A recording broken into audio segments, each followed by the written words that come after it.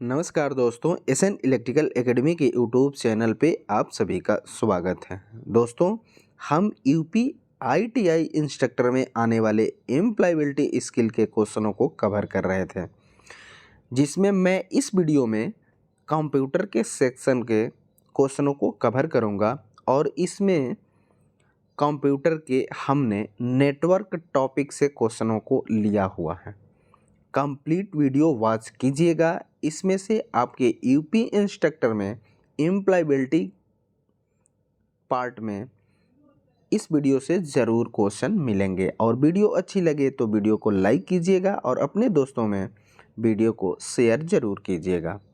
पहला जो क्वेश्चन है कि दो स्रोत के बीच सूचनाओं के आदान प्रदान का संसाधन क्या कहलाता है। जब दो सोर्स हों और उनके बीच किसी डाटा का ट्रांसफ़र करना, सूचनाओं का आदान प्रदान करना किसके माध्यम से होता है, तो वो नेटवर्क के माध्यम से होता है। ऑप्शन जो बी दिया हुआ है नेटवर्क, इसलिए ऑप्शन नंबर बी सही हो जाएगा।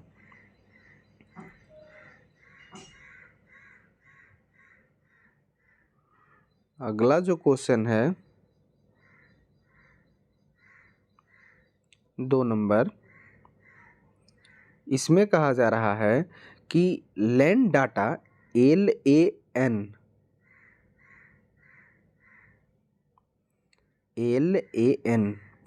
यानी लोकल एरिया नेटवर्क होता है। लैन डाटा कम्युनिकेशन से संबंधित नेटवर्क है। यह इसका संक्षिप्त रूप क्या होता है? LAN ये जो होता है लोकल एरिया नेटवर्क होता है और इस नेटवर्क के द्वारा हम जो डिस्टेंस, इसमें कितनी डिस्टेंस तक ये इसकी रेंज होती है, तो 2.5 किलोमीटर तक रेंज होती है। इसकी डिस्टेंस तो कम होती है लेकिन डाटा ट्रांसफ़र की जो स्पीड होती है वो हाई होती है। तो फिलहाल यहाँ इसका फुल फॉर्म पूछा गया था, तो फुल फॉर्म जो होता है लोकल एरिया नेटवर्क, जो कि ऑप्शन नंबर बी में दिया हुआ है लोकल एरिया नेटवर्क, इसलिए ऑप्शन नंबर बी सही हो जाएगा। अगला जो क्वेश्चन है 3 नंबर, इसमें कहा जा रहा है कि लेन नेटवर्क कितनी दूरी तक काम कर सकता है। लेन यानी वही LAN यानी लोकल एरिया नेटवर्क, और प्रीवियस क्वेश्चन में भी मैंने बताया था अभी कि इसकी जो रेंज होती है वो 2.5 किलोमीटर होती है। इसकी डिस्टेंस तो कम है लेकिन डाटा ट्रांसफ़र की स्पीड जो है वो याद रखिएगा हाई होती है। फिलहाल यहाँ रेंज पूछा था तो 2.5 किलोमीटर, इसलिए ऑप्शन नंबर ए सही हो जाएगा। अगला जो क्वेश्चन है 4 नंबर, इस 4 नंबर क्वेश्चन में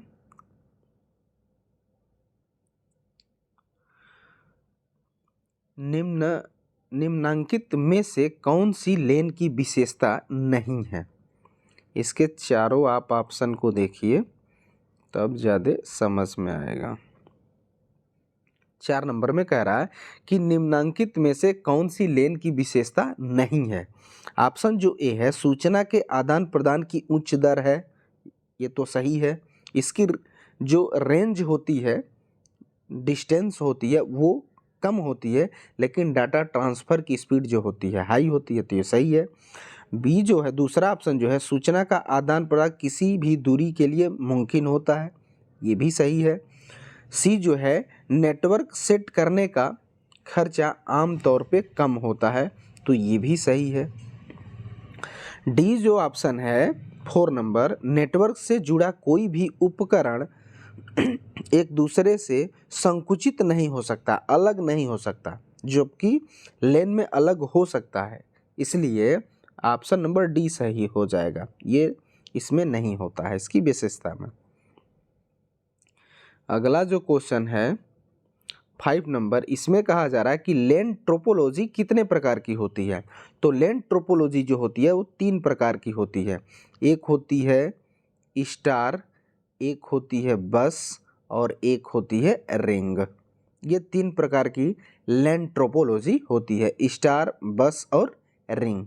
फिलहाल यहाँ टाइप पूछा है तो टाइप में 3 टाइप की होगी, इसलिए ऑप्शन नंबर सी सही हो जाएगा या 3 सही हो जाएगा। अगला जो क्वेश्चन है पूछ दिया कि लैंड ट्रोपोलॉजी के नाम बताइए। तो लैंड ट्रोपोलॉजी 3 प्रकार की होती है और एक होता है स्टार, एक होता है बस और एक होता है रिंग, जो कि ऑप्शन नंबर ए में दिया हुआ है, स्टार, बस और रिंग, इसलिए ऑप्शन नंबर ए सही हो जाएगा। अगला जो क्वेश्चन है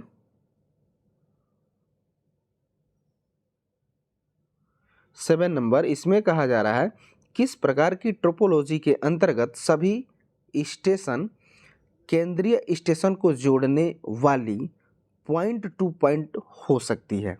मतलब कि ऐसी ट्रोपोलॉजी जिसका एक केंद्रीय हब होगा, यानी केंद्रीय एक सेंट्रल कंप्यूटर होगा और उसके द्वारा कंप्यूटर और जुड़े रहेंगे। तो ये क्या होता है, ये किस में होता है? तो ये स्टार टोपोलॉजी में होता है और ये केंद्रीय कंप्यूटर जो होता है इसे हम हब बोलते हैं। तो ये जो संरचना तैयार हुई, ये संरचना देख करके भी आप इसका आंसर लगभग अंदाज़ा लगा सकते हैं कि ये जो संरचना बनी है वो किस टाइप की बनी है, तो स्टार की बनी है, इसलिए ऑप्शन नंबर बी सही हो जाएगा, स्टार टोपोलॉजी। बस ट्रोपोलॉजी में क्या होता है कि बस में एक मेन केबल होता है, यहाँ से कट लगा के यहाँ एक कंप्यूटर लग जाएगा, यहाँ से कट लगा के यहाँ एक कंप्यूटर लग जाएगा, यहाँ से कट लगा के यहाँ कंप्यूटर, तो ये बस ट्रोपोलॉजी है। रिंग ट्रोपोलॉजी क्या होती है? रिंग ट्रोपोलॉजी में एक रिंग की आकृति पर कंप्यूटर लगे होंगे, ये ऐसे होगा रिंग ट्रोपोलॉजी। और रिंग ट्रोपोलॉजी में ये भी ध्यान रखना है कि इसमें डायरेक्शन जो मिलता है नेटवर्क का केवल एक होता है, एक दिशीय होता है, ऐसे या फिर ऐसे। अगला जो क्वेश्चन है 8 नंबर, इसमें कहा जा रहा है कि किस प्रकार की ट्रोपोलॉजी के अंतर्गत सभी स्टेशन एक ही संचार पथ से जुड़े होते हैं। एक ही संचार पथ से जुड़े होने का मतलब है कि ये एक मेन केबल हो गया और यहाँ से कनेक्ट होके एक कंप्यूटर लग गया, इसे हम नोड भी बोलते हैं। ये कंप्यूटर लग गया, इसे भी हम नोड बोलेंगे। यहाँ से मतलब एक सोर्स है और इसके द्वारा इसी पथ पे आगे चलते हुए कंप्यूटर नोड्स लगते जा रहे हैं। तो ये कौन सा ट्रोपोलॉजी के अंतर्गत आता है? तो इसे हम बस ट्रोपोलॉजी कहते हैं, इसलिए ऑप्शन नंबर ए सही हो जाएगा। अगला जो क्वेश्चन है 9 नंबर, इसमें कहा जा रहा है कि एकल संचार पथ को क्या कहा जाता है। पिछले क्वेश्चन में हम अभी बताए कि एकल एक दिशीय जो डायरेक्शन मिलता है वो रिंग टोपोलॉजी में मिलता है और इस तरीके से रिंग टोपोलॉजी होती है और इसी पर कंप्यूटर्स जुड़े रहते हैं आपस में। तो इसमें डायरेक्शन ऑफ रोटेशन केवल एक ही मिलता है, या तो आप इस तरीके से ले लीजिए और नहीं तो इस तरीके से ले लीजिए। तो ये जो ट्रोपोलॉजी होती है वो रिंग ट्रोपोलॉजी होती है, इसलिए ऑप्शन नंबर सी सही हो जाएगा, रिंग ट्रोपोलॉजी। अगला जो क्वेश्चन है 10 नंबर, इसमें कहा जा रहा है कि किस प्रकार की ट्रोपोलॉजी वृत्ताकार होती है और सूचनाओं का प्रवाह एक दिशा में होती है। संरचना वृत्ताकार, ऐसी आकृति और इसी पर कंप्यूटर लगे रहेंगे और इसमें भी ये कह रहा है कि एक दिशीय, या तो इस तरीके से या तो इस तरीके से एक दिशीय सूचना का प्रवाह होगा। तो ये जो बनी संरचना है ये है रिंग टाइप की, अर्थात ये ट्रोपोलॉजी के अंतर्गत रिंग ट्रोपोलॉजी के अंतर्गत आएगी, जो कि ऑप्शन नंबर सी में दिया हुआ है रिंग ट्रोपोलॉजी, इसलिए ऑप्शन नंबर सी सही हो जाएगा। बस ट्रोपोलॉजी में एक मेन केबल होगा और यहाँ से कंप्यूटर लगे रहेंगे। स्टार टोपोलॉजी में मेन एक केंद्रीय हब होगा और यहाँ से स्टार नुमा में नोड्स या कंप्यूटर जुड़े रहेंगे। सर्किल किसी प्रकार का ट्रोपोलॉजी नहीं होता है। अगला जो क्वेश्चन है 11 नंबर, इसमें कहा जा रहा है कि वर्क स्टेशन जिस माध्यम से सूचनाओं के प्रसार के लिए सामान्य चैनल का उपयोग करते हैं उन्हें क्या कहते हैं? तो उन्हें एक्सेस मेथड कहते हैं। यहाँ पे सूचनाओं का प्रसार के लिए सामान्य चैनल का उपयोग करते हैं तो एक्सेस मेथड कहा जाता है, इसलिए ऑप्शन नंबर बी सही हो जाएगा, एक्सेस मेथड। अगला जो क्वेश्चन है 12 नंबर इसमें कह रहा है कि CSMA CD एक प्रकार का एक्सेस मेथड है, इसका पूर्ण रूप क्या होता है? CSMA CD का पूर्ण रूप पूछ रहा है। तो C से होता है कैरियर, S से होता है सेंस, M से मल्टीपल, A से एक्सेस, कोलिथन और डिटेक्शन होता है। ऑप्शन जो ए है कैरियर सेंस मीटर दिया हुआ है, तो मीटर नहीं होता है, मल्टीपल होता है, ये गलत हो जाएगा। दूसरा जो ऑप्शन है carrier access multiple access with collision detection, यानी ऑप्शन नंबर बी सही हो जाएगा। अगला जो क्वेश्चन है 13 नंबर, इसमें कहा जा रहा है कि CSMA के अंतर्गत बस किस मोड में काम करता है? तो इसका फुल फॉर्म में ही होता है कि मल्टीपल एक्सेस होता है, जो कि ऑप्शन नंबर सी में दिया हुआ है मल्टीपल एक्सेस।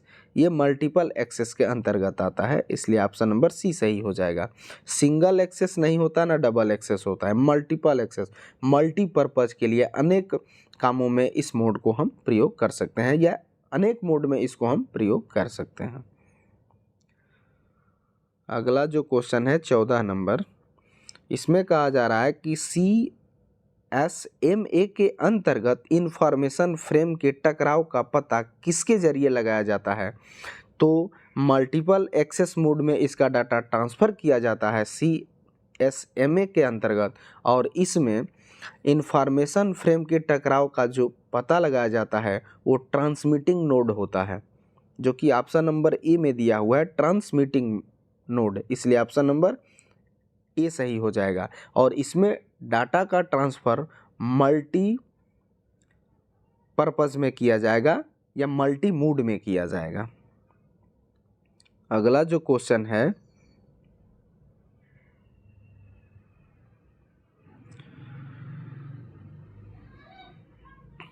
15 नंबर, इसमें कहा जा रहा है कि टोकन पासिंग में एक प्रकार का एक्सेस मेथड है जिसके अंतर्गत किसकी मदद से शेयर्ड मीडिया में एक्सेस कंट्रोल होता है? तो ये जो होता है कंट्रोल टोकन होता है, जो कि ऑप्शन नंबर बी में दिया हुआ है कंट्रोल टोकन, इसलिए ऑप्शन नंबर बी सही हो जाएगा। अगला जो क्वेश्चन है 16 नंबर की डाटा परिवर्तन और कोड अनुवाद, ये इसको याद रखिएगा, डाटा परिवर्तन और कोड अनुवाद के लिए कौन सी लेयर प्रयोग की जाती है? तो डाटा परिवर्तन और कोड अनुवाद के लिए प्रेजेंटेशन लेयर प्रयोग की जाती है, जो कि ऑप्शन नंबर ए में दिया हुआ है प्रेजेंटेशन लेयर, इसलिए ऑप्शन नंबर ए सही हो जाएगा। ये लेयर जो होती है वो टोटल 7 प्रकार की होती है, जिसमें आप देख रहे हैं प्रेजेंटेशन लेयर भी है, फिजिकल लेयर भी है, डाटा लिंक लेयर भी है, एप्लीकेशन लेयर है, नेटवर्क लेयर है, ये लेयर्स होती हैं। अगला जो क्वेश्चन है 17 नंबर,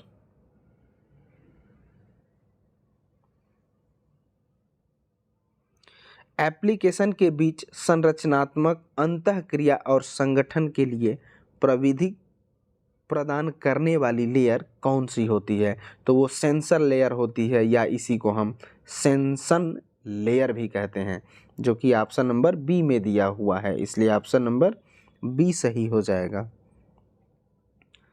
अगला जो क्वेश्चन है 18 नंबर की डाटा में पारदर्शी और विश्वसनीयता स्थानांतरण के लिए जिम्मेदार लेयर कौन होती है? यदि किसी डाटा को हम ट्रांसमिट करते हैं तो वो एक तरीके से पारदर्शी होनी चाहिए, और साथ ही साथ उसमें डाटा स्थानांतरण जो हो रहा है वो विश्वसनीय होती है, तो वो किस लेयर की अंतर्गत आती है? तो वो ट्रांसपोर्ट लेयर के अंतर्गत आती है, जो कि ऑप्शन नंबर बी में दिया हुआ है ट्रांसपोर्ट लेयर, इसलिए ऑप्शन नंबर बी सही हो जाएगा। अगला जो क्वेश्चन है 19 नंबर कि नेटवर्क्स के बीच संपर्क स्थापित करने के लिए एजेंट का काम कौन करता है? यदि नेटवर्क हैं, उन नेटवर्क के बीच में जो संपर्क स्थापित करने का, यानी दोनों का मिलाने का जो काम करेगा, वो जो वो कौन सा एजेंट कहलाएगा या कौन सी लेयर कहलाएगी, तो वो नेटवर्क लेयर होती है। दो नेटवर्कों के बीच संपर्क स्थापित करने का काम नेटवर्क लेयर के अंतर्गत आता है।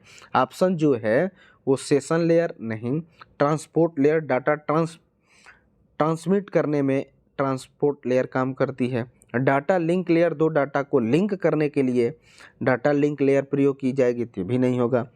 नेटवर्क लेयर होगी जो कि नेटवर्कों के बीच संपर्क स्थापित करने में एजेंट के रूप में काम करेगी, उसे हम नेटवर्क लेयर कहेंगे, जो कि ऑप्शन नंबर डी में दिया हुआ है, इसलिए ऑप्शन नंबर डी सही हो जाएगा। अगला जो क्वेश्चन है 20 नंबर की नेटवर्क के बीच डाटा स्थानांतरण के लिए प्रोटोकॉल और कार्य प्रदान करने वाली और एरर को पकड़ने वाली लेयर का नाम क्या है। यदि नेटवर्क के बीच डाटा को ट्रांसफ़र किया करने के लिए प्रोटोकॉल और कार्य प्रदान करने के लिए एरर को पकड़ने वाली लेयर को हम क्या कहेंगे। यानी कोई हम डाटा ट्रांसफ़र कर रहे हैं तो वो किसी प्रोटोकॉल नियम कानून के ज़रिए ट्रांसफ़र होगी, तो उसमें जो एरर आएगा उसको पकड़ने का काम कौन सी लेयर करती है, तो वो डाटा लिंक लेयर करती है, जो कि ऑप्शन नंबर सी में दिया हुआ है, डाटा लिंक लेयर, इसलिए ऑप्शन नंबर सी सही हो जाएगा। ट्रांसपोर्ट लेयर जो होती है डाटा को ट्रांसफ़र करने के लिए की जाती है, तो ट्रांसपोर्ट लेयर होती है। नेटवर्कों को स्थापित करना, एक दूसरे को जोड़ना में जो काम करती है वो नेटवर्क लेयर होती है। अगला जो क्वेश्चन है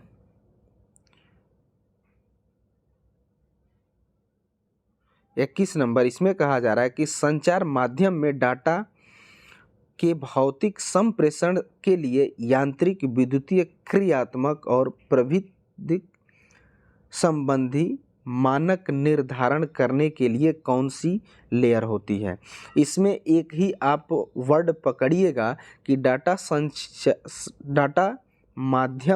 संचार माध्यम में डाटा के भौतिक संप्रेषण, भौतिक यानी फिजिकल की बात कर रहा है, तो ये जो लेयर होगी फिजिकल लेयर होगी, जो कि ऑप्शन नंबर बी में दिया हुआ है, फिजिकल लेयर, इसलिए ऑप्शन नंबर बी सही हो जाएगा। ये भौतिक संप्रेषण आएगा तो वो फिजिकल लेयर होगी, इसी वर्ड से इसको आप पकड़ लीजिएगा। अगला जो क्वेश्चन है 22 नंबर, इसमें कहा जा रहा है कि एक माइक्रो कंप्यूटर में एड ऑन